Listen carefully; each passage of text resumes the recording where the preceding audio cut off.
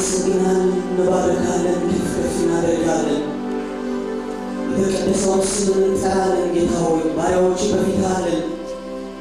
ያንዳንዳችን የዘላለም አምላክ እግዚአብሔር ሆይ ክብራችን ምንም እንዳልሆነ አይተን የዘላለም አምላክ ክብርህን በእኛ ላይ ልናደርግ ያንተን ክብር ልናገን እግዚአብሔር የዘላለም አምላክ ባሪያዎች በፊትህ አለን።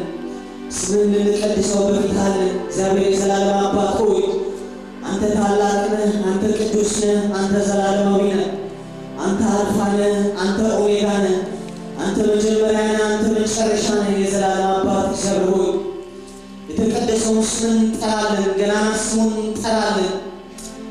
የዘላለም አምላክ እግዚአብሔር ሆይ ልትባርከን እንድትመጣ እንጸልያለን። አሁንም እያንዳንዳችን እንድትናገረን፣ እያንዳንዳችን እንድትነካ፣ ነፍሳችን ጥለን እንድንዘምርልህ ደግሞ እንድናመልክ አቤቱ በኃይል ተገለጥ፣ አቤቱ በክብር ተገለጥ። ጌታ ቅዱስ እግዚአብሔር ሆይ ሃሌሉያ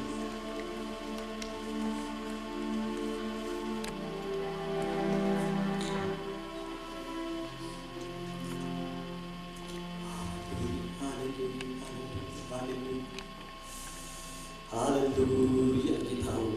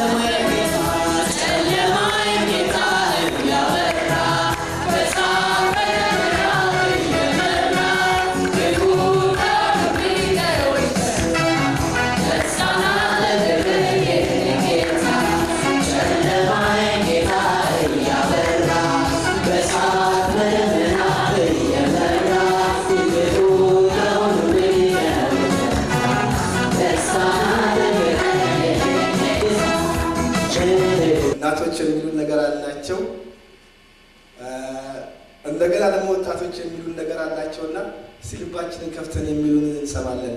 ጥቂት ጊዜ የተዘጋጁበት ነገር ግን እግዚአብሔር በዛ ውስጥ ደግሞ አልፎ ለእኛ የሚለን ነገር አለው። እነሱም ደግሞ በኋላ አንድ ላይ ሆነን እንጸልይላቸዋለን። ቀጥታ ፕሮግራሙን ለወጣቶች አሳልፈን እንሰጣለን።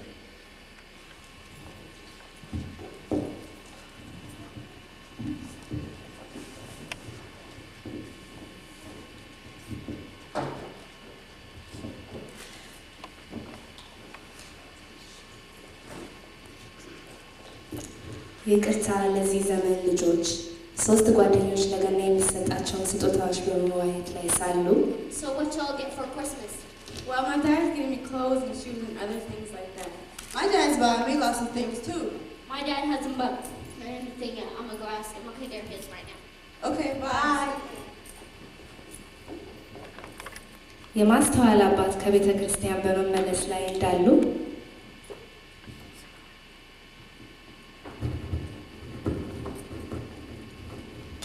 ቤት ዛሬ እንደው የሚባርካ ነበር እንደው እንዲህ ላይ ደስ አለ ለስሙ ደስ አሰኘ እግዚአብሔር። አባዬ ለገና ምንድነው የምትገዛልኝ?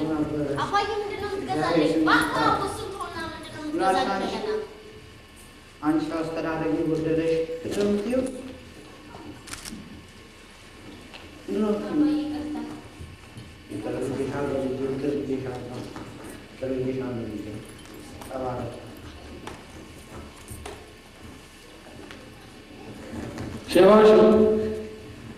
ሸባሽ ማግሌ የመጣ ነው። ትንሽ ድንጋይ ኳስ እናጫው።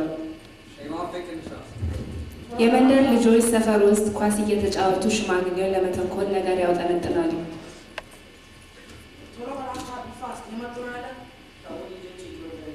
ዝም በል እዚህ ጋር አፍህን ዞር በል ፈላ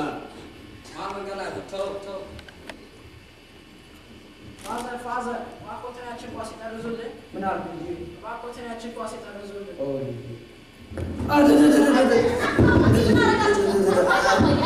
ታረፍ ያለው ልጅ እግዚአብሔር ይቅር ይበላቸው፣ እውነት ይገናኛቸው።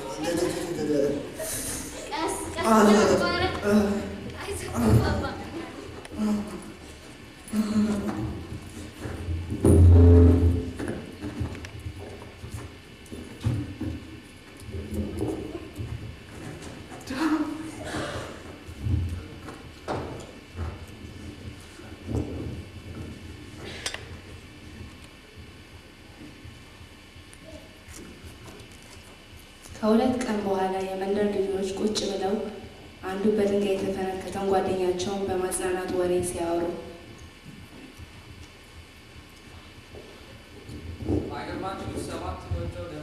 እንትን ባላገር ኑራለህ።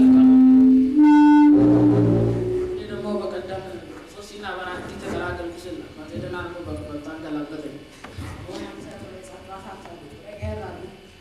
የበቀደሙ ሰውዬ ተዋቸው እባክህ አያስተውሉም። ልጆች አመካቱ ይበሉ። አንተ በቀደም ልጅ አይደል ልጅ ጓደኛው ፈነከተው። ተርፋል ልጄ። አቤት እግዚአብሔር ስራ አይና ለመፍሰሱ ተርፋል ልጄ። ኧረ ልጄ ቂም አላስኩብህ ልጄ። መች ቂም መያዝለኛም አልተፈቀደም ልጄ። ይቅር ብያለሁ። ተነስ ልጄ። ኧረ ይቅር ብያችኋለሁ ልጆቼ። ተነሱ ልጆቼ። ይቅር ብያችኋለሁ። ይቅር ብያችኋለሁ። ተነሱ።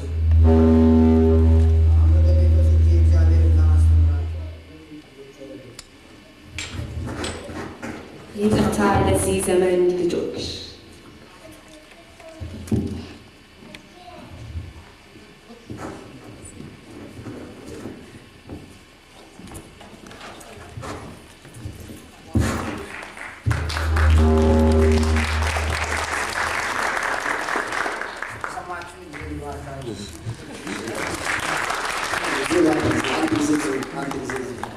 በዚህ አጋጣሚ ለነገራችሁ ፈለግኩት ነገር ስላለ እነዚህ ወጣቶች ትምህርት ጀምረዋል።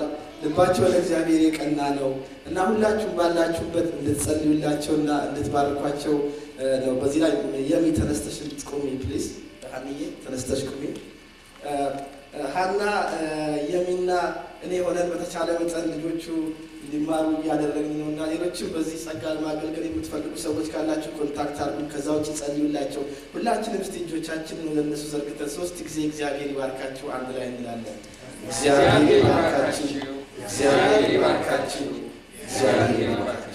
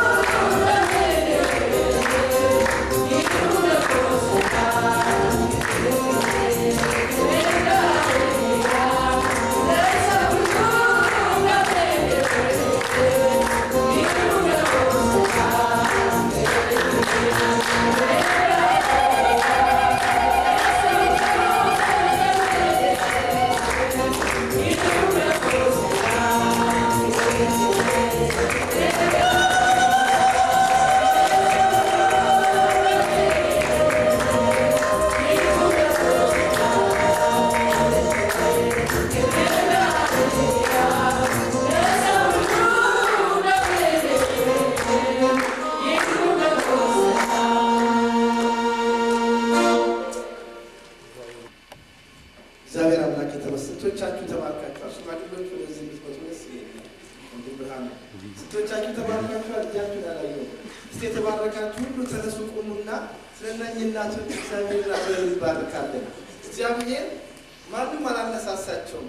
እግዚአብሔር በልባቸውን ያነሳሳና በእንደዚህ አይነት ሁኔታ ተገናኝተው ለትውልድ የሚተርፍ ጸጋ ለትውልድ የሚሆን ነገር ነው እያደረጉ ያሉት። ለእኛ ምሳሌ የሚሆን ነገር ነው እና የበለጠውን ጸጋ እግዚአብሔር ደግሞ እንዲያበዛላቸው በበለጠው እንዲባርካቸው የእግዚአብሔር ነገር ባሰቡ መጠን እግዚአብሔር ደግሞ የእነሱን ጓዳ ቤተሰብ እንዲሞላላቸው እያሰብን ከጋሽ ብርሃኑ ጋር አብረን ወደ ጸጋ ልጆቻችንን እንዲዘጋው ነሱና የባረካቸው ጸጋ ያለ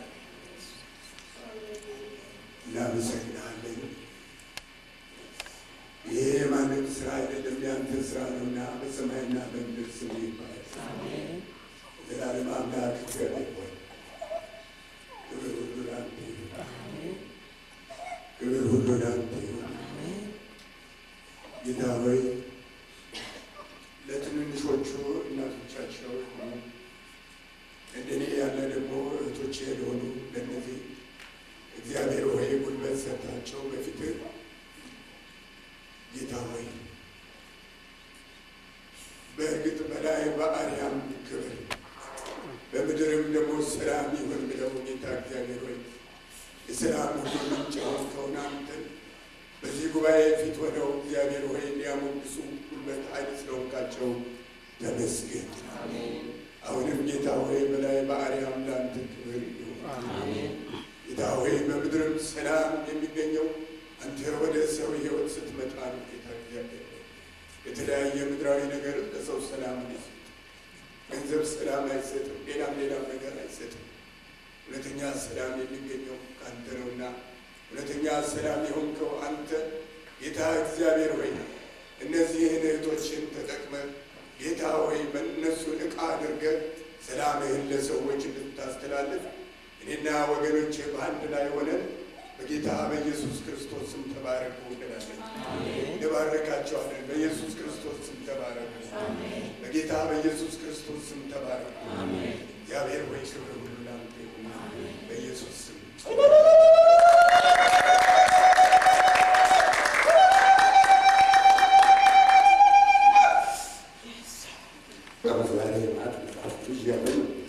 እንግዲህ እግዚአብሔር እንደፈቀደ ማድረገውን አደርጋለሁ።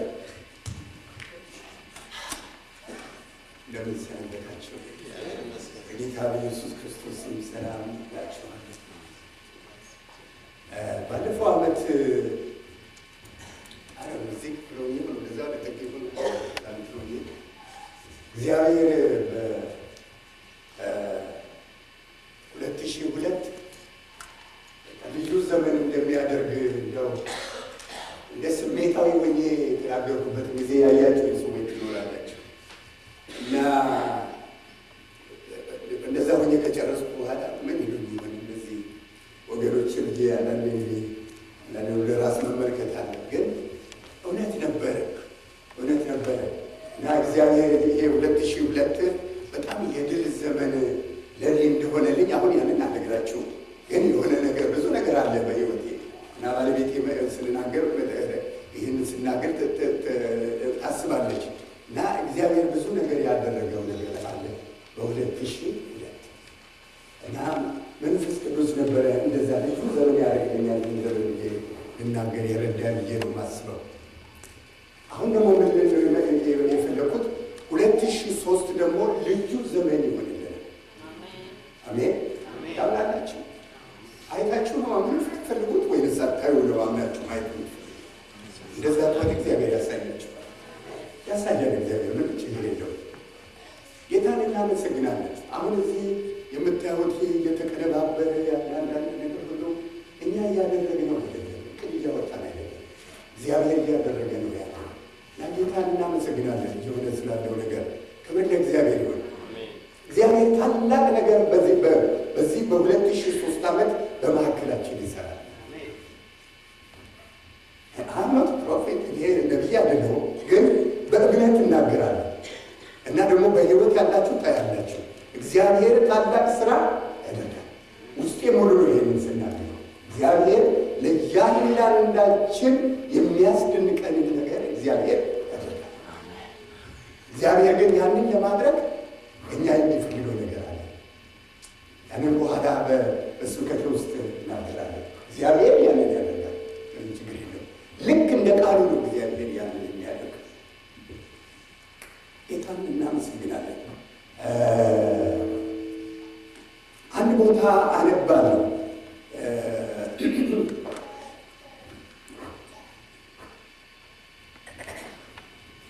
አንድ ቦታ አነብላችኋለሁ። በሁለተኛ ሳሙኤል ካለ ምዕራፍ 23 ውስጥ ነው ያለው እና የመጨረሻው ምዕራፍ 24 ነው፣ 24ኛው ነው። ይሄ ግን 23 ነው። ሳሙኤል ካለ ምዕራፍ 23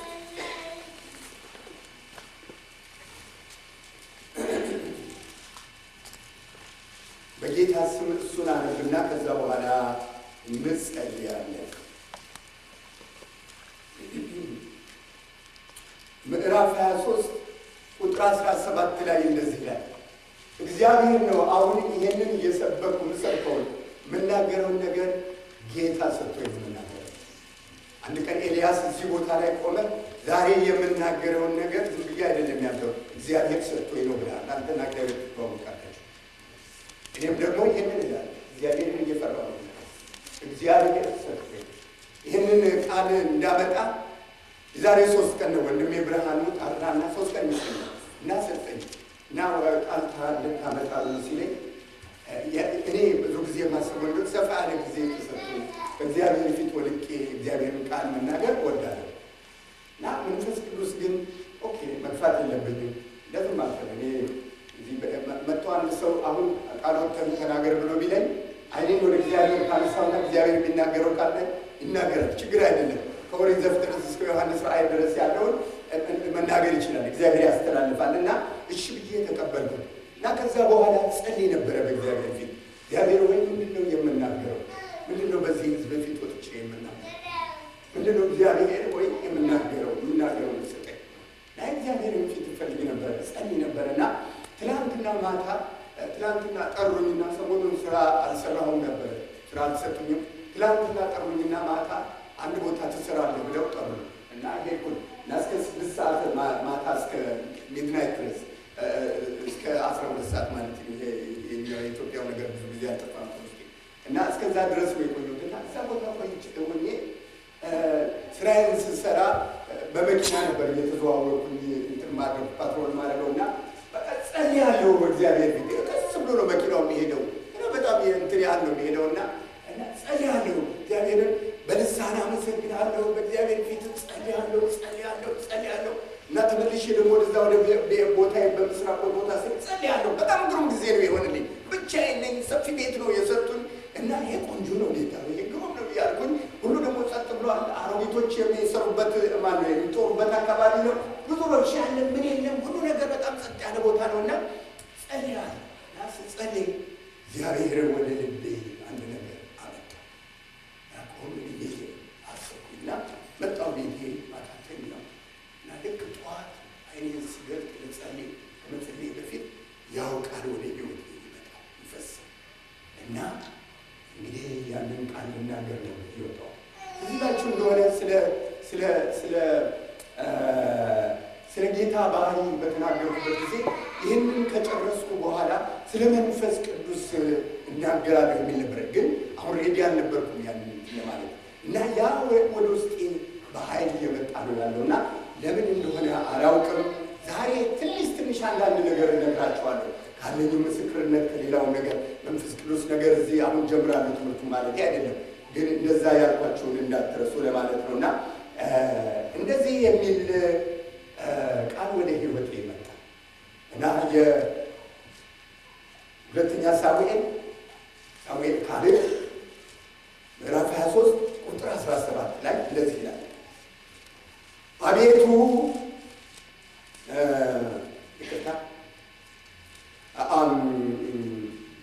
ከዛው ጀምሮ ግዴለም አቤቱ ይህን አደርግ ዘንድ ከኔ ይራቅ።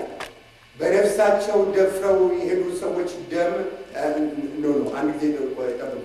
ከቁጥር 14 ጀምሬ ነው የማነበው ወይም ከቁጥር 13 ጀምሬ ከሰላሳዎቹ አለቆቹ ሦስቱ ወርደው በመከር ጊዜ ወደ ዳዊት ወደ አዶላም ዋሻ መጡ። የፍልስጤማውያንም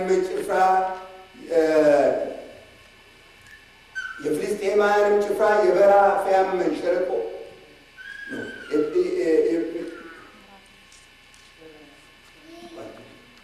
የፍልስጤማውያንም ጭፍራ በራፊያም ሸለቆ ሰፍሮ ነበረ። በዚያን ጊዜ ዳዊት በምሽጉ ውስጥ ነበረ።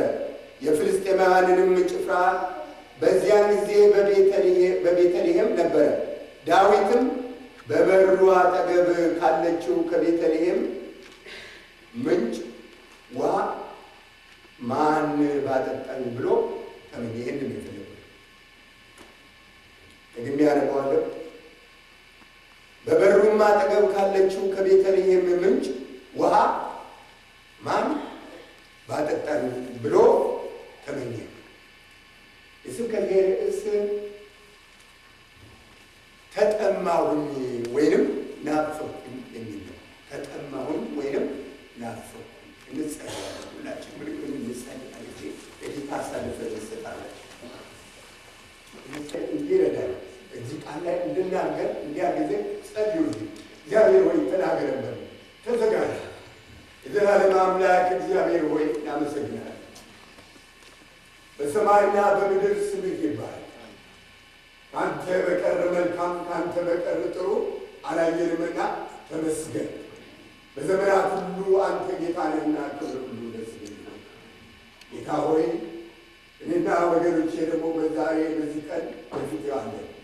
ማንኛችንም ጌታ እግዚአብሔር ሆይ አንተ ሳትናገርን ከዚህ ቦታ እንዳንሄድ እርዳን። በኢየሱስ ክርስቶስ ስም ለእያንዳንዳችን ተናገረን። የዘላለም አምላክ እግዚአብሔር ሆይ እኔንም ደግሞ የማልጠቅም ባሪያ ነኝ። ጌታ ሆይ እርዳኝ። አንተ የምትፈልገው ነገር ብቻ እንዳስተላለፍ አንደበቴን ተቆጣጠር። አንተ ፈቃድ ውጭ የሆነ ምንም ነገር ጌታ እግዚአብሔር ሆይ ወደ አንደበቴ አይምጣ። ክብር ሁሉ ለስምህ ይሁን፣ በኢየሱስ ስም አሜን። ጌታን እናመሰግናለን።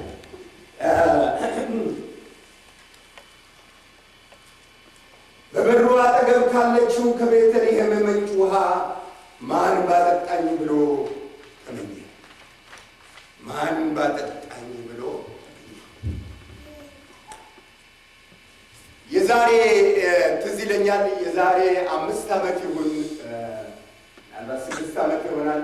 ልጆን ባረሳ እኔና ወገኖች አንድ ወንድማችን ቤት ልንጸልይ ሄደን ነበረ እና ወገኖች እዚህ አሉ እና እህቴ መሰረት እንጃ ረስተሽው እንደሆነ አላውቅም፣ አንቺ ያንን ቃል ተናገርሽ እና ይሄ ቃል ሁልጊዜ ባነበብኩት ቁጥር ሁሉ አንቺን እንዳስብ ያደርገኛል የሚናገረኝ ነገር ስላለ እና እህቴ ያለችው ነገር ቢኖር ዳዊት ከቤተልሔም ውሃ ማን አምጥቶልኝ ልጠጣ ብሎ እንደተጠማ እኔም በውስጤ እየተጠማሁ ያለው የጌታን ነገር እንደዚህ ነው ብለሽ ያልሽው ሁልጊዜ አስበዋለሁ። ተጠማሁ ዳዊት ከቤተልሔም ማን የእስራኤል ሕዝብ በጦርነት ላይ ነው ያለው። ፍልስጤማውያን በዛ ተሰብስበዋል። ጠላት አለ። ቤት ስትሄዱ በደንብ ታርጉታላችሁ። እና ዳዊት ደግሞ ይሄ ታላቅ ንጉሥ በየት ቦታ ነው ያለው? በአንድ ዋሻ ውስጥ ተቀምጦ ነው ያለው፣ ቁጭ ብሎ ነው ያለው። እና በዛ ዋሻ ውስጥ ተከልሎ ያ ዋሻው ምሽጉ ሊሆን ይችላል እና እዛ ምሽግ ውስጥ ነው ቁጭ ብሎ ያለው። እና እግዚአብሔር ቃል ስታነቡ ታገኟቸዋላችሁ። ሶስተኛውን ይህን ትልቅ ሰው ማን እንደሆነ አላውቀውም። ከጦረኞቹ ከ30 ምናምኑ እነዚህ 3 ሰዎች በጣም በፊት ቀድመው የሚሄዱ ናቸው። በጣም የታወቁ ጦረኞች ናቸው። ከእነሱ የሚበልጡ ሌሎች 3 አሉ። አሁን ጊዜ ስለሌለኝ ያንን አላነብላችሁ። እናንተ ቤት ስትሄዱ ፕሊዝ አንብቡት። እና በዳዊት ፊት የሚሄዱ የታወቁ ጀግናዎች ጦረኞች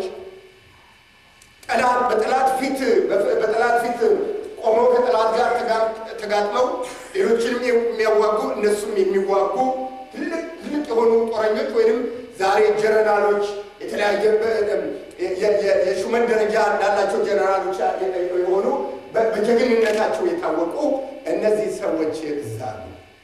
እነዚህ ሶስቶቹ በጣም የታወቁ ናቸው። ከሶስቶቹ ቀጥለው ያሉ ናቸው። ፊት ቀድሞ የሚሄዱ ታሪካቸውን የሚናገራል፣ ምን እንዳደረጉ ጀግና ናቸው። እና ዳዊት በዋሻው ውስጥ ቁጭ ብሎ ባለበት ጊዜ እነዚህ ከፍልስጤማውያን ጠላቶቹ ተከልሎ በዛ በምሽግ ውስጥ በነበረበት ጊዜ እነዚህ አንድ ነገር ሲናገር ሰሙት እና እሱን የሚጠብቁ በአጠገቡ ያሉ እነዚህ የታወቁ ጀግና ናቸው። ታሪካቸውን ከላይ አንብቡት። በጣም ጀግና ናቸው። አንዳንዱ ነገራቸው ይገርማል። እንዴት ያሉ ጀግናዎች እንደሆኑ በጣም የሚያስገርም ጀግንነት የሚሰሩ ናቸው። እስከሚደን እስራኤል አብረዋቸው የነበሩት ወታደሮችና ሌሎቹ ሲሸሹ እዛ ቆመው አላደለ እየተዋጉ ብዙ ሰው የገደሉ አንድ ሰው ያንን ያህል እስከሚገደል ድረስ ይሄዱ ትልልቅ ጦረኞች ናቸው። ብቻ በጣም ይገርመኛል። እና አንዳንዱን ያደረጉትን ነገር ሳስብ እንዴት ይሄው ሁሉ ሰው እንዴት አድርገው ይሄ አንድ ሰው ሊመታቸው ቻለ? እና በጣም ጀግና ናቸው። በጣም ጎበዞች ናቸው። እና እነዚህ ጎበዝ የሆኑ ጀግናዎች ናቸው በዳዊት አካባቢ ያሉት። እና ከዛ ዳዊት አንድ ነገር ሲናገር ይሰሙታል። እና የሰሙትም ቃል ምንድን ነው? ዳዊትም በበሩ አጠገብ ካለችው ከቤተልሔም ምንጭ ውሃ ማን ባጠጣኝ ብሎ ይህንን ይሰማሉ። አጠገቡ ነው ያሉት። ማን ባጠጣኝ ብሎ እና ሲናገር ሲመኝ ይሰሙታል። እና ከዛ በኋላ የሚያስገርም ነገር ነው።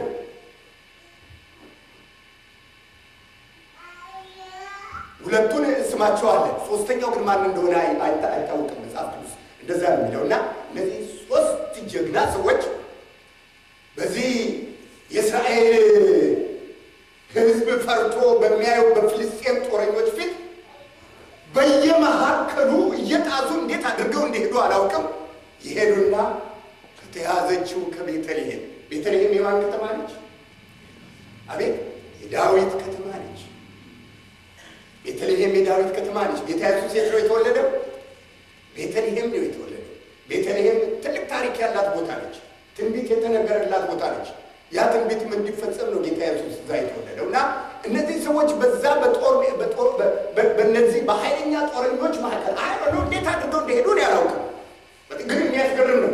እና ሄደው ቤተልሔም ውሃ ቀርተው ይዘው ይመጡለታል እና ለዳዊት ይሰጡታል። እና ዳዊት ያንን ውሃ አመጣ ነው ይልታል። ቤተልሔም ይደነግጣል።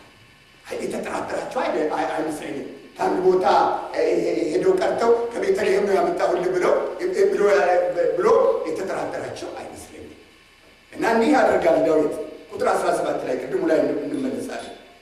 አቤቱ ይህንን አደርግ ዘንድ ከእኔ ይራቅ፣ በነፍሳቸው ደፍረው የሄዱት ሰዎች ደም አይደለምን ብሎ ይጠጣ ዘንድ አልወደደም። ሶስቱ ኃያላን ያደረጉት ይህ ነው። ምን አደረገ? ይህንን ውሃ አልጠጣም። ሄዳችሁ በዚህ በሕዝብ መካከል ሄዳችሁ በዚህ በጦር መካከል ሄዳችሁ ነፍሳችሁን ሸጣችሁ ያላችሁን ነገር ሁሉ እንትን አድርጋችሁ ሄዳችሁ ነው ይህንን ይዛችሁ የመጣችሁት? አዎ ጌታችን ሆይ አንተ ተጠማሁ ስላልካል ነፍሳችንን ሸጠን ዋጋ ከፍለን አንተን ደስ እንዲልህ ብለን አመጣን። እንዴት ያሉ ጀግኖች ናቸው መገመት ትችላላችሁ። አንድ በተሰለፈ ጦር መካከል አላደለ ይዋጉ የቀረቡ ጀነራሎች አቋርጠው ሄደው ይዘው ለንጉሳቸው ያንን ይዘው መጡ። ዳዊት ግን አልጠጣም። በጣም መረገም ነው። ይህንን እንዴት አድርጌ እጠጣለሁ? እንዴት አድርጌ ነው የምጠጣው? እናንተ በነፍሳችሁ ተወራርዳችሁ ሄዳችሁ ይዛችሁ የመጣችሁትን ይህን እኔ መጠጣት አልችልም አለ እና ተገረመ፣ ተደነቀ። ምን አይነት ሰዎች እንደሆኑ እርግጠኛ ነኝ። በጣም አስደንቆታል፣ አስገርሞታል። ለእነሱ ትልቅ ክብር አለው። ግን ይህንን ውሃ አልጠጣም ብሎ ደፍረው ነው።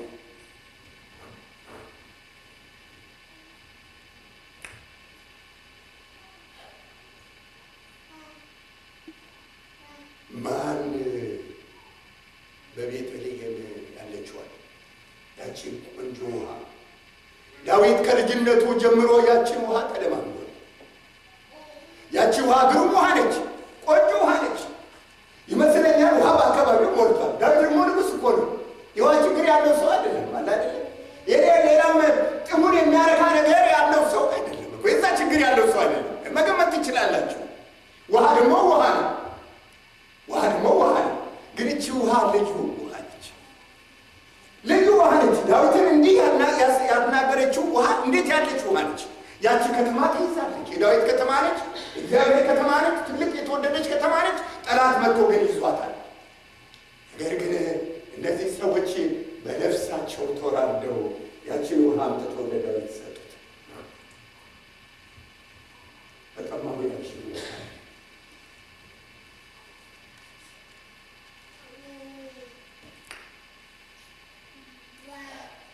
ጌታ ኢየሱስ እኔ ምንድን ነኝ አለ? የሕይወት ውሃ ነው። ብዙ ጊዜ መጽሐፍ ቅዱስ ሰዎች ይህንን ሲተረጉሙ ዳዊት የተጠማው ውሃ አይደለም ይላሉ። ዳዊት የተጠማው ጌታ ኢየሱስን ነበረ። ዳዊት የተጠማው እሱ ነው እና የውሃ መጠማት ጉዳይ አይደለም ይላሉ። ይሄ አተረጓጎም ጉዳይ ነው፣ ግን ችግር የለም። ግን እኔ እንድትመለከቱልኝ የምፈልገው ነገር ቢኖር ምንድን ነው? ያንን ድሮ የተለማመደውን ያንን ድሮ የወደው የነበረውን ያን ድሮ ያረካው የነበረውን ያንን ውሃ ምን አለ? ተጠማ ነው። አሁን ትልቁ ነገር እዚህ ነው። ድሮ አላደለም በልጅነቱ በነበረ ጊዜ ለብዙ ዘመን የተለማመደውን በጣም የሚያረካ በጣም የሚወደድ ውሃ በጣም አላደለ ነፍሱን ተሻርጉት የሚያቀዘቅዘው ውሃ ያንን ውሃ ነው።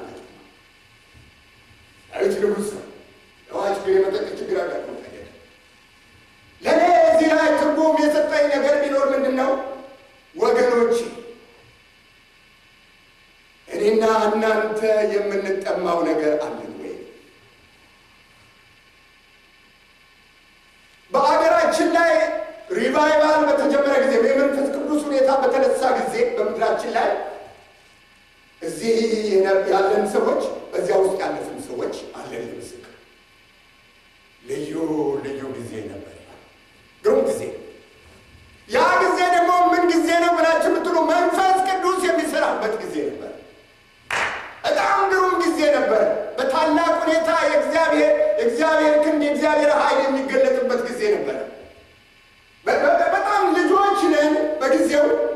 በብዙ የመጽሐፍ ቅዱስ ነገር ውስጣችን አልተሞላም። መጽሐፍ ቅዱስ ትምህርት ቤት ገብተን አልተማርንም። ብዙ የመጽሐፍ ቅዱስ እውቀት የለንም። ብዙ መንፈሳዊ ልምምድ የለንም። ነገር ግን መንፈስ ቅዱስ በማዕከላችን በፈሰሰ ጊዜ ልዩ ነበር። አቤት እንዴት ያለ ጊዜ ነው! መንፈስ ቅዱስ በሰው ውስጥ በሚያልፍበት ጊዜ ሁሉ ነገር ያስጥላል። ጉዳዩ ከመንፈስ ቅዱስ ጋር ነው።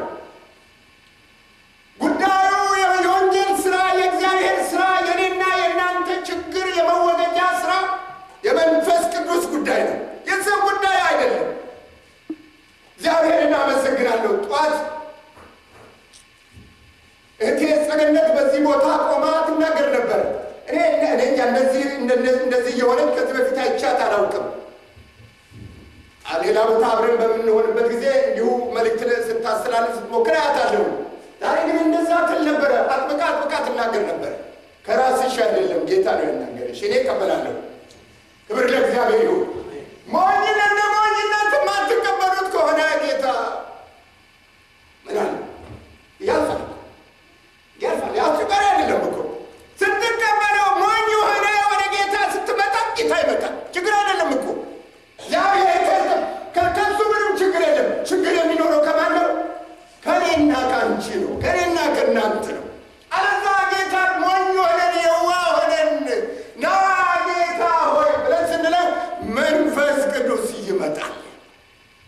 እዚህ ላይ ያለ ባለፈው ጊዜ ጾም በምንጾምበት ጊዜ ወንድማችን ያሬድ አንድ ጥያቄ አለኝ ያልተነሳ ጥያቄ እና ያ ጥያቄ ነበር። በዛ ስፍራ የነበራችሁ ሰዎች ሰምታችኋል። ለምንድን ነው በማዕከላችን ብዙ ሰዎች መንፈስ ቅዱስ በውስጣቸው ሲሰራ እንሰማለን?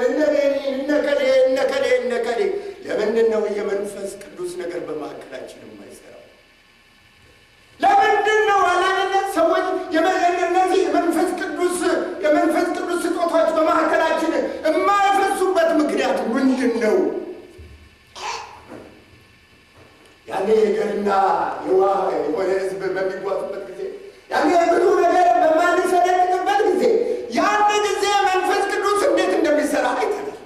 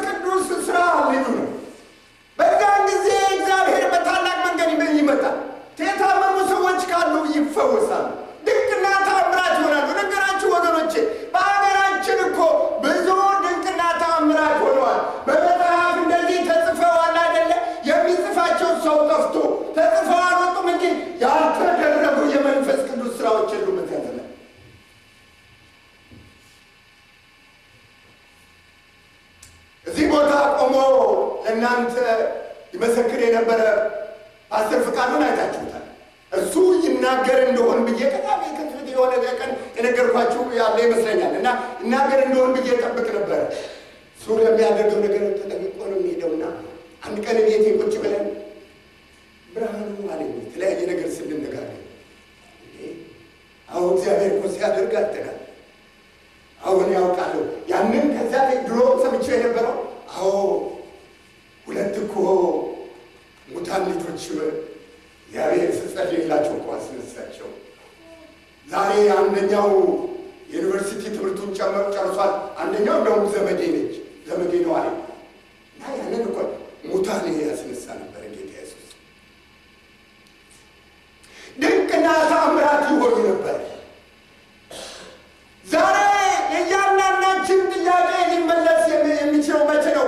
መንፈስ ቅዱስ በውስጣችን ሲሰራ ነው። መንፈስ ቅዱስ በሚሰራበት ጊዜ ያኔ የጥያቄ ሁሉ መልስ ይሆናል። ያኔ የሚያስቸግረን የኃጢአት ነገር ካለ ይወገዳል። ያኔ ብዙ ሰዎች ከሩቅ ይመጣሉ፣ ይሰበሰባሉ፣ የእግዚአብሔር ቃል ይናፍቃሉ፣ መስማት ይወዳሉ። ፍቅር በቤተ ክርስቲያን ውስጥ ይፈሳል። ትዝ የሚለኝ ነገር ቢኖር ያኔ ድሮ ዛሬ ወደ ጌታ ከመጣው ይመስለኛል እኛ ሀገር የዚህ መንፈስ ቅዱስ ሪቫይቫል ከጀመረ ወደ 30 ዓመት ሊሆን ነው ይመስለኛል። እና የዛሬ 29 ዓመት ይመስለኛል እኔ ወደ ጌታ የመጣው። የአንድ ዓመት ቅድሚያ ይሆን እንደዚህ ነው። እና ትዝ ይለኛል እግዚአብሔር ያደርግ የነበረው ትዝ ይለኛል።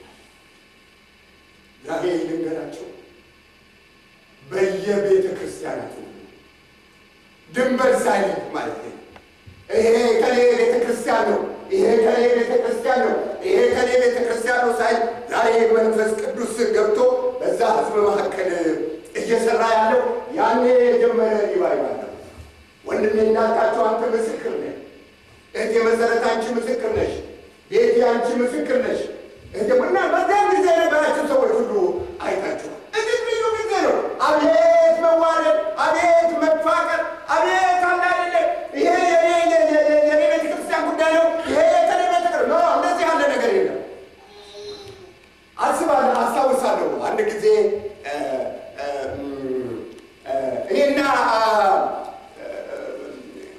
እንግዲህ አንተ ታውቀዋለህ፣ ካሳ ጋፋሪን ታውቀዋለህ እና የመሰረተ ክርስቶስ ቤተክርስቲያን መጋቢ ነው፣ ጓደኛዬ ነው እና እኔ ቤቴም ከማግባቴ በፊት አብረን ለተወሰነ ጊዜ እንኖር ነበረ እና አንድ ቀን ማታ ነው እሑድ ወደ ቤተክርስቲያናችን እንደምንሄድ ተነጋገርን። እሱም እንግዲህ እኔ ወደ ቤተክርስቲያን እሄዳለሁ አለኝ። እኔም ደግሞ ወደ ራሴ ቤተክርስቲያን፣ እሱ ወደ መሰረተ ክርስቶስ፣ እኔ ወደ ሙሉ ወንጌል ማለት ነው እና ከዛ ይህንን ተነጋገርን እና ተኛ አብረን አንድ አልጋ ላይ ነው የምንተኛው እና እንዋደዳለን በጣም። እሱ የመሰረተ ክርስቶስ ሰው ነው፣ እኔ ደግሞ የሙሉ ወንጌል ሰው ነው። ፍቅራችን ሌላ ነው። አከብረዋለሁ። ደግሞ ከኔ በፊት ነው ጌታን ያገኘው እና በጣም ፈራዋለሁ። ሲናገረኝ ሲቆጣኝም ልክ ባለፈው ጊዜ ስለ ፓስተር ፍቃዱ እንደተናገርኳቸው እሱንም እፈራዋለሁ። ነገር ይሰጠኛል አንዳንዴ። ኦኬ ጥሩ ነው እና ከዛ በኋላ ጠዋት ተነሳንና አብረን እንጸልያለን። ጎን ለጎን ነው የምንጸልይ። ትዝ ይለኛል ቦታው አሁን ትዝ ትለኛለች፣ የሆነ ሁኔታው ትዝ ይለኛል እና አብረን እሱም አጠገቤ እኔም አጠገቡ ወንበር ላይ ተንበርክከን እንጸልያለን እና እንጸልያለን። ስንጸልይ ልዩ የሆነ ከዛ በፊት የመንፈስ ቅዱስን ነገር እንደዛ ተለማምጄው አላውቅም እና በልዩ መንገድ መንፈስ ቅዱስ ወደ ህይወቴ ይመጣ ነበር እስከሚደንቀኝ ድረስ። አላውቅም እንደዛ ያለ ልምምድ አልተለማመድኩም እና በጣም ነው እንግዲህ መንፈስ ቅዱስ ሲነካችሁ የምታውቁት ወደ ድሮ ሁኔታ ተመለሱና እዩት እንዴት እንደሚያደርግ መንፈስ ቅዱስ እና በልዩ ሁኔታ መንፈስ ቅዱስ በውስጤ ያልፋል እና እግዚአብሔርን አመሰግናለሁ፣ ባርካለሁ፣ አመሰግናለሁ፣ ባርካለሁ፣ አመሰግናለሁ። ውስጤ በደስታ ተሞላ እና ጸልየን ብዙ ጊዜ ወስደን ጸልየን ተነሳንና ትንሽ እንደዚህ ጎርደድ አለና ብሬ ያለ አቤት ዛሬ ወደ እኔ ቤተ ክርስቲያን አልሄድም፣ ከአንተ ጋር ነው አብሬ የምሄደው አለ። ኦኬ ታስፋ በድንዴ እኛ ደግሞ ቤተክርስቲያናችን ስደት ላይ ነው ያለችው። የምንሰበሰብበትን ቦታ እንትን አድርገው አንድ ፈረንጅ የሆነ መጠለያ ቤቷን ሰጥታን እዛ አካባቢ ነው የምንሰበሰበው። ጥሩ ሁለታችንም ሀሳባችን እንትን አድርገን አብረን ተነስተን ተጓዝን እና ትዝ ይለኛል እኔ ነበርኩ መመራው የሚሰብከው ፓስተር ምርት ነበረ እና ወጥቼ መራ ነበር እና ያ የተበታተነ ህዝብ ተሰብስቧል። እንደነገርኳችሁ በትነውናል እና እንደገና ተሰብስበናል ላይ ሰው ግቢ ውስጥ እና ያንን በግሩም ሁኔታ እግዚአብሔር እየባረከን እያለ ልክ እኔ መርቼ ስወርድ ፓስተር ምርት ደግሞ ወደ መድረኩ ላይ ሲወጣ ገና ቃልም አንብቦ አልጨረሰም እና ወዲያው ዙሪያችንን ተከበናል እና ከዛ በኋላ መጣ ኮሎኔል እና ወረደ ከመድረኩ ላይ ተነሱና ከደም በኋላ ዙሪያችንን በወታደር ተከበናል እና ከዛ በኋላ ማክ ውጭ ተደርድሯል እና በዛ በማክ ላይ ጭነው ወሰዱ እና ቀላል ነበር እና ዘመር ነበር መዝሙር ነበረ በውስጣችን የሚፈሰው አላደለ እንዴት ያለው ሁኔታ እንደነበረ መገመት ትችላላችሁ። ያስደነግጣል። እኔ ታስሬም አላውቅም። እነዛ ያለ ነገርም እንዳትሆኝም ማለት የመጀመሪያ ጊዜ ነው እና ሳንሰሙን በማንክጭ ነው ይዘውን ወሰዱ። ፖሊስ ጣቢያ ውስጥ ከተቱን። ትዝ ይለኛል አስገቡን ፖሊስ ጣቢያ ውስጥ ሽንት እየተሸና ሽንቱ እየፈሰሰ በየተኛንበትን እንትን ያዳርሰዋል አላለ አልሞት እንግዲህ ምንና የነበረው ሁኔታ እንደዛ ነበረ። ቤቱ አሜን ሲያስጨንቅ እና ከዛ በኋላ ወሰዱን። ፍርድ ተፈረደ። ጸጉራችን ተላጨ። ከርችሌ ገባን። አቤት የነበረን ደስታ! በዚያን ጊዜ ተመልክቼ እግዚአብሔር ያንን ልዩ ሁኔታ በውስጤ ያመጣው ምን ነበር? እግዚአብሔር ከፊት ያለውን ነገር ያውቅ ነበር። የሚሆነውን ነገር ያውቃል። እኔንም ያውቀኛል እና ያንን እንቋቋም ጌታ አላለ በመንፈስ ቅዱስ እኔን መንቃት ነበረበት። እኔና ወንድሜ ካሳ በዛ እስር ቤት ጥቂት ወራቶች አሳለፍን። በዚያ ቦታ ብዙዎች ወደ ጌታ መጡ። እግዚአብሔር ታላቅ ስራ በዚያ ሰራ። አያችሁ፣ መንፈስ ቅዱስ በመካከላችን በሚሆንበት ጊዜ እግዚአብሔር ታላቅ ስራን ይሰራል። እግዚአብሔር ያያይዛል። እግዚአብሔር አንድ ያደርጋል። እግዚአብሔር በመካከላችን እንዲያለ የምንለው ሁሉ ያ ሁሉ ይረሳል። ያ ሁሉ አይኖርም ማለት እኔ ከዚህ ቤተክርስቲያን ነኝ፣ እኔ ከዛ ቤተክርስቲያን ነኝ እንደዚህ የሚል አይኖርም። እንደዛ ያለ ነገር አይኖርም። ተመልከቱ። በሐዋርያት ሥራ ወደ ሐዋርያት ሥራ ልውሰዳችሁና አንድ ቦታ አነባለሁ። በሐዋርያት ሥራ ጊዜ ጌታ ኢየሱስ በሚያርግበት ሰዓት ያለው ነገር ቢኖር ይሄ ነው። በቁጥር 2 ላይ እሱን አነብላችኋለሁ። ማነው ምዕራፍ 2 ቁጥር 1 ላይ እንደዚህ ይላል። በዓለ ኀምሳ የተባለውን ቀን በደረሰ ጊዜ ሁሉም በአንድ ልብ ሆነው አብረው ሳሉ ድንገት እንደሚነጥቅ አውሎ ነፋስ ከሰማይ ድምፅ መጣ። ተቀምጠውም የነበሩበትን ቤት ሁሉ ሞላው። እንደ እሳትም የተከፋፈሉ ልሳኖች ታዩአቸው፣ በእያንዳንዳቸውም ላይ ተቀመጡባቸው። በሁሉም መንፈስ ቅዱስ ሞላባቸው። መንፈስም ይናገሩ ዘንድ እንደሰጣቸው በሌላ ልሳኖች ይናገሩ ጀመር። ይሄ ነው መጀመሪያ የተደረገው ነገር ቢኖር የተባሉት ነገር ቢኖር በምዕራፍ 1 ትሄዱና ከቁጥር 6 ጀምሮ እንዲህ ነው ጌታ ያላቸው። እነርሱም በተሰበሰቡ ጊዜ ጌታ ሆይ በዚህ ወራት ለእስራኤል መንግስትን ትመልሳለህ? ቁጥር 6 ምዕራፍ 1 ቁጥር 6 እነርሱም በተሰበሰቡ ጊዜ ጌታ ሆይ በዚህ ወራት ለእስራኤል መንግስትን ትመልሳለህ ብለው ጠየቁት። እርሱም አብ በገዛ ስልጣኑ ያደረገውን ወራትንና ዘመናትን ታውቁ ዘንድ ለእናንተ አልተሰጣችሁ። ነገር ግን መንፈስ ቅዱስ በእናንተ ላይ በወረደ ጊዜ ኃይልን ትቀበላላችሁ። በኢየሩሳሌምም በይሁዳም ሁሉ በሰማርያም እስከ ምድር ዳር ድረስ ምስክሮቼ ትሆናላችሁ አለ። ይህንንም ከተናገረ በኋላ እነርሱ እያዩት ከፍ ከፍ አለ፣ ደመናም ከዓይናቸው ሰውራ ተቀበለችው ይላል። አሜን። ይሄ ነው የሆነው። በኢየሩሳሌም፣ በይሁዳ፣ በአካባቢው ባሉ በዓለም ዙሪያ ሁሉ ምን ትሆናላችሁ? ምስክሮቼ ትሆናላችሁ። ምስክሮቼ ግን ለመሆን ምን ያስፈልጋል? መጀመሪያ በመንፈስ ቅዱስ መሞላት አለባችሁ አላቸው ጌታ። የወንጌል ስራ የሰው ስራ አይደለም ወገኖች። በሰው እንትን አይሰራም። ድካም ነው ትርፉ፣ ድካም ነው። አንዳንድ ጊዜ ወንጌል የጋዜጣ ያህል እንኳን እንትን አይኖረው። ለዚህ ነው አንዳንድ ቤተ ክርስቲያን ዛሬ ሁኔታቸው ተለውጦ የዓለማዊ መልክ እያሳዩ ሊበራል እየሆኑ ነው ያሉት። በዚህ በመጽሐፍ ቅዱስ ውስጥ አታድርጉ ያላቸውን እያደረጉ ነው ያሉት በቤተ ክርስቲያናቸው። ለምን? መጽሐፍ ቅዱስ ጠፍቶ ነው? አይደለም። መጽሐፍ ቅዱስ ኃይል አለ።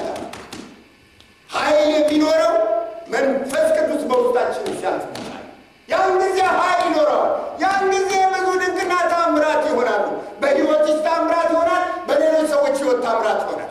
ሌሎች ብትጸልይላቸው እግዚአብሔር ታላቅ ስራ ይሰራል። እንደዛ ነው የሚያደርገው። ነገር ግን ያ ለመሆን እንዲሆን ከተፈለገ መልሱ ይሄ ብቻ ነው። ይሄ ነው መልሱ። እግዚአብሔር በመካከላችን በመንፈስ ቅዱስ እንዲገለጥ፣ ነፍሳት እንዲድኑ፣ ሰዎች ወደ ጌታ እንዲመጡ፣ ታላቅ ስራ እንዲሰራ ትፈልጋላችሁ? የምትፈልጉ እጃችሁን ይህንን ያፈቃችሁ ትፈልጋላችሁ? አሜን። ጌታ ይባርካችሁ። ሰዎች እንዲድኑ ትፈልጋላችሁ?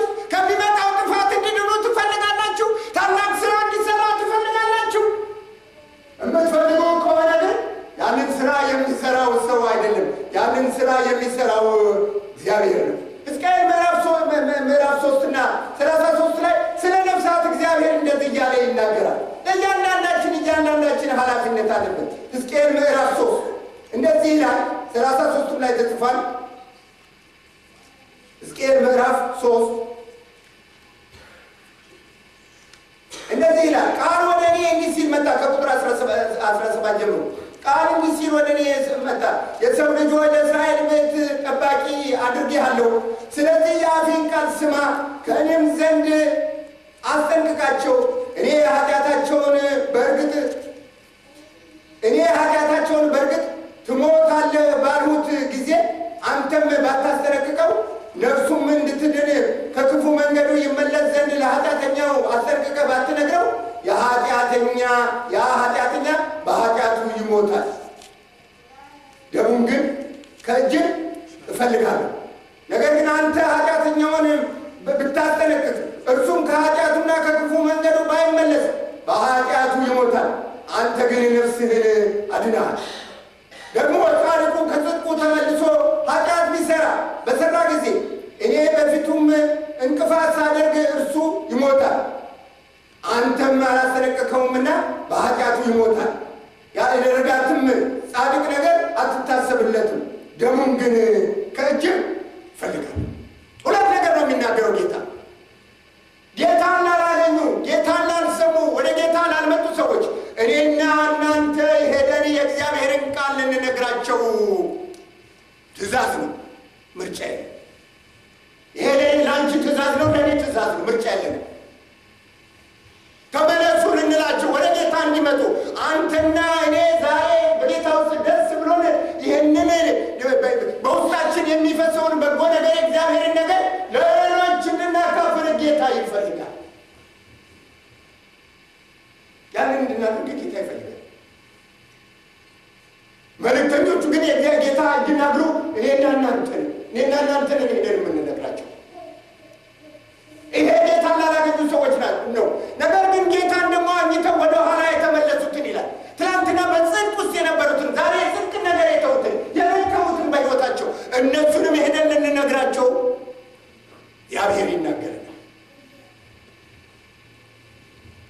ታዲያ ይህንን ነገር ለማድረግ እንዲሁ በምኞትና በእንትን የሚሆን አይደለም እኮ እንደ ሰው ልጅ ልብ ያለ ጠንካራ ልብ የለም። እውነቱን ለመናገር ይሄ ቤኒህንን ታውቁታላችሁ። እግዚአብሔር በዚህ ዘመን አስነስቶታል። ሌሎችም አሉ፣ ጌታ ይመስገን። እሱን አስነስቶታልና ታምራቶች ይሆናሉ። በጣም ነው ደስ የሚለኝ። እኔ በጣም 6 ዓመት ወደዚህ ምድር ከመጣሁ 7 ዓመቴ እመረምረዋለሁ የሚያደርገውን ነገር ሁሉ።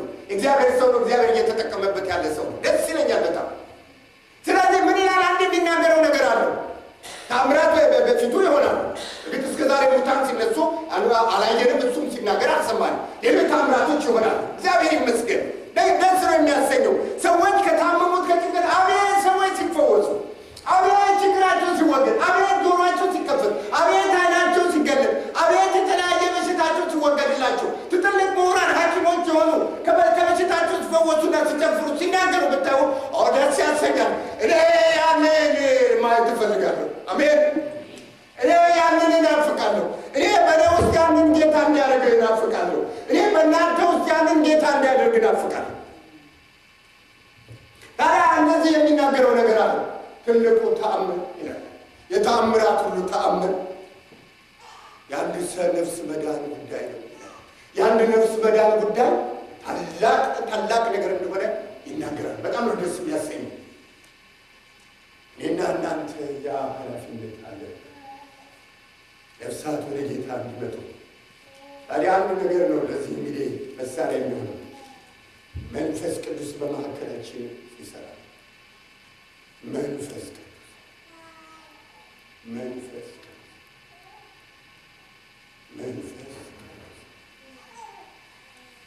መንፈስ ቅዱስ ደግሞ እንዲሰራ መጠናት።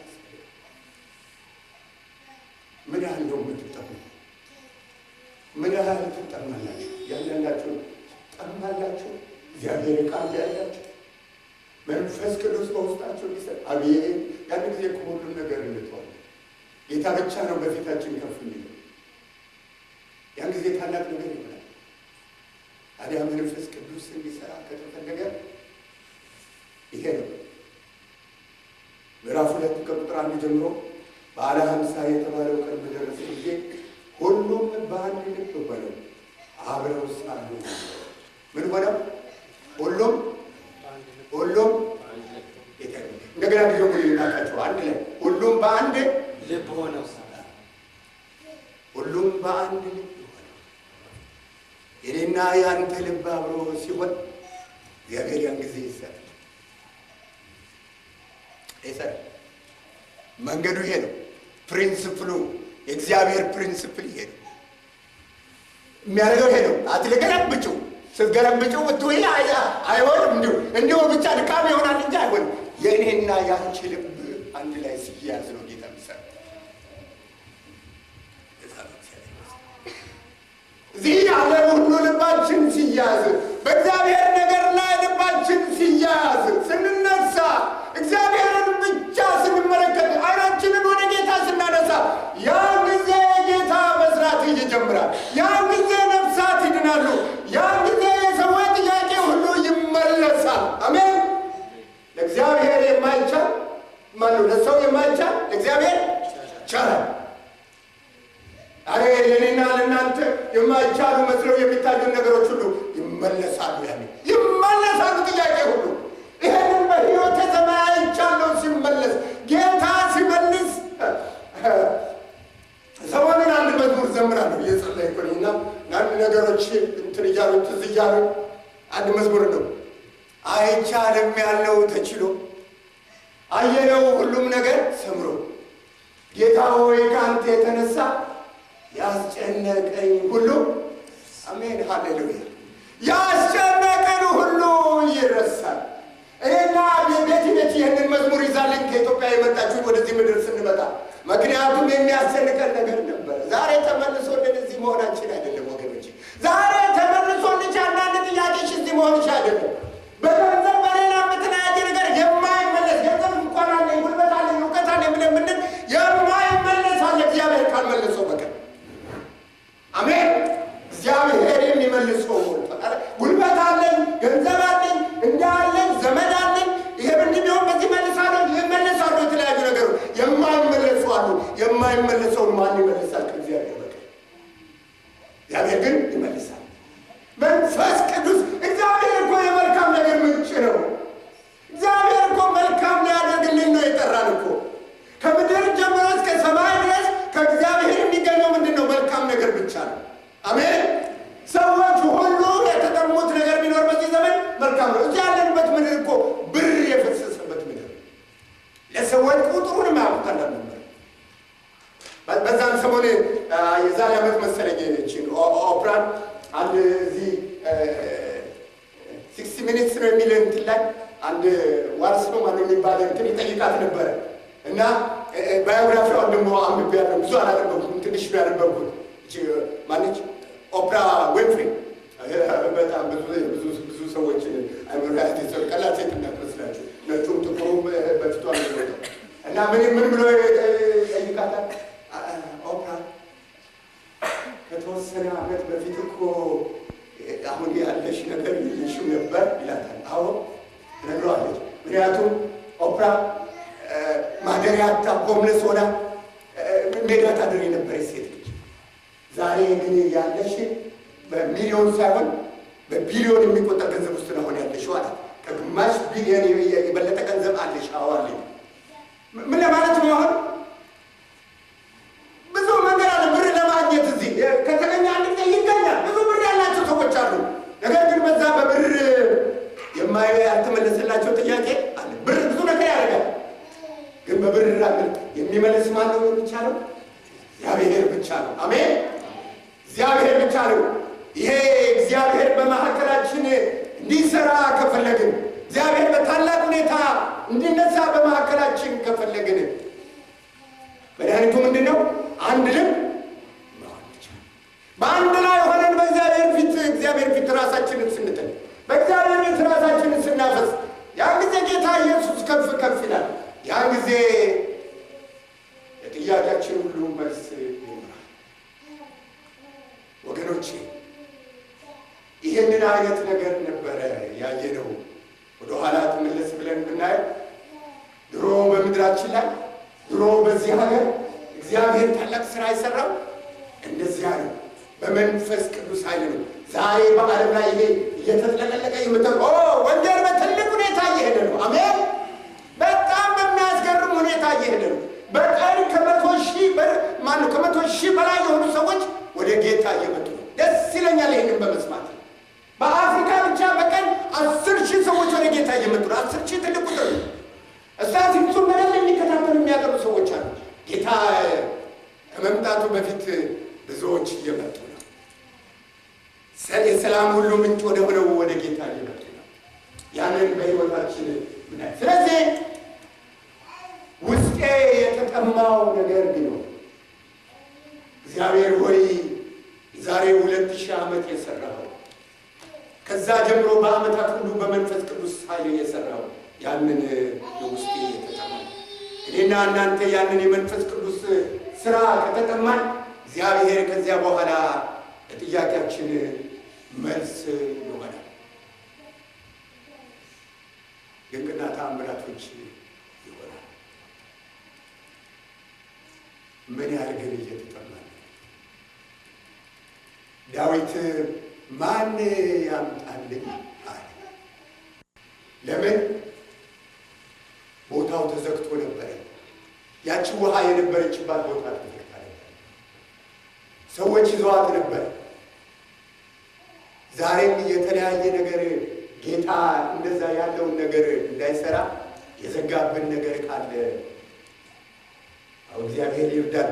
በዚያ ውስጥ ጥሰን አልፈን ያችን ውሃ እንድናገኝ፣ ያችን እውነተኛ ውሃ እንድናገኝ። የተለያየ ነገር የሚያስቸግረን አለ፣ ዋጋ የሚያስከፍል ነገር ካለ በዚያ ውስጥ እንላለን። ያንን አድርጎ ጌታ ይወሰደኝ።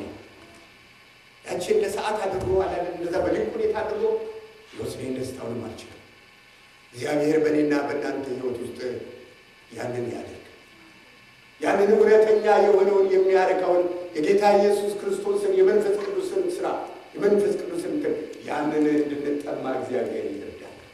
ወደዛ ግን እንዳንደርስ ያንን እንዳናገኝ ጠላት ሆኖ የሚያስቸግረንን ነገር በጌታ በኢየሱስ ክርስቶስ ስም በድፍረት ያንን እያለፈን እየሄድን ወደዛ ምንጭ እንሄድ።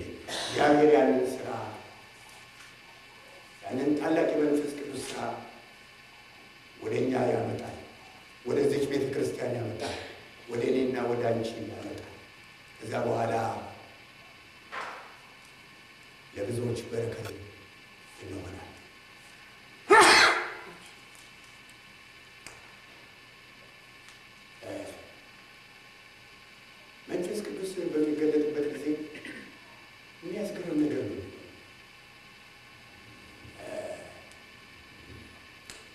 በዚህ ምድር ላይ በ1989 ዓመተ ምህረት በእነሱ አቆጣጠር ማለት ነው ወደ 90 ሲተላለፉ አንድ ሰው ቻርልስ ፎክስ ፋራም የሚባል በዚህ በካንሳስ ቶኬታ ማንም የምትባል ከተማ ውስጥ እዛች ውስጥ የመጽሐፍ ቅዱስ ትምህርት ቤት ከፍቶ እና መጽሐፍ ቅዱስን ያጠኑ ነበረ ተማሪዎቹ እና ወደ አንድ ቦታ ሲሄድ እዚህ መጽሐፍ ውስጥ ነው ያነበብኩት እና ማንበብ ትችላላችሁ። አሁን አላንብላችሁ እና የሚለው መጽሐፍ ምንድን ነው? The Century of the Holy Spirit ነው የሚለው እና ጥሩ ነው የተጻፉ ታሪኮችን ስናነብ ነው እግዚአብሔር ይሄ ቤተክርስቲያን ታሪክ ነው እና ከዛ በኋላ እሱ ለስብከት ወደ አንድ ቦታ አንድ ለሶስት ቀን ያህል ሲሄድ ምን አደረገ? ምን ብሏቸው አይሄደ? እስቲ መንፈስ ቅዱስ በሚሞላ ጊዜ መንፈስ ቅዱስ ወደ ሕይወታችን በሚመጣ ጊዜ መንፈስ ቅዱስ እንድንሞላ ያንን እግዚአብሔርን ቃል አጥኑ ብሏቸው ሄደ እና ያንን ተሰብስበው ሶስት ነገር ያደርጉ ነበር። አንደኛው የሚያደርጉት ምንድን ነው? ይጾሙ ነበር። ሌላው ይጸልዩ ነበር። ሌላው ደግሞ የእግዚአብሔርን ቃል ያጠኑ ነበር። ሶስት ነገር ነበር የሚያደርጉት ተማሪዎቹ እና በሶስተኛው ቀን ሲመለስ ማታ ወደሚቀጥለው አዲስ ዓመት ዛሬ እኔና እናንተ እንደመጣ ነው ወደዛ የሚለወጡበት ጊዜ ነበርና እና ተሰብስበው ሲጸልዩ ምን አገኛችሁ አላቸው። የመንፈስ ቅዱስን ምልክት የሚሆን ወይም መንፈስ ቅዱስ ምን አገኛችሁ? እና ዋናው አንዱ ምልክት የሚሆነን በልሳን መናገር ነው ብለው ነገሩት እና ከዛ በኋላ ማታ ሌሊቱን ሁሉ ይጸልዩ ነበር እና ሲጸልዩ አንድ ሴት አሊና ኦዝማን የምትባለች እና ከተማሪዎቹ አንዷ አለች እና ይህንን የትምህርት ቤቱን ኃላፊ ምን አለችው? እጅህን ጫንና ጸልይልኝ አለችው። በጣም የሚያስገርመው ራሱ በመንፈስ ቅዱስ አልተሞላም እና ከዛ በኋላ እጅህን ጫንና ጸልይልኝ ብላ ስትለው ልክ እጁን ጭኖ ጽፏል እዚህ መጽሐፍ ላይ እና ጥቂት እንትኖች ነው የተናገረው። ወዲያው በመንፈስ ቅዱስ ትሞላለች እና ከዛ በኋላ የምትናገርበት ቋንቋ ምን ነበረ? የቻይና ቋንቋ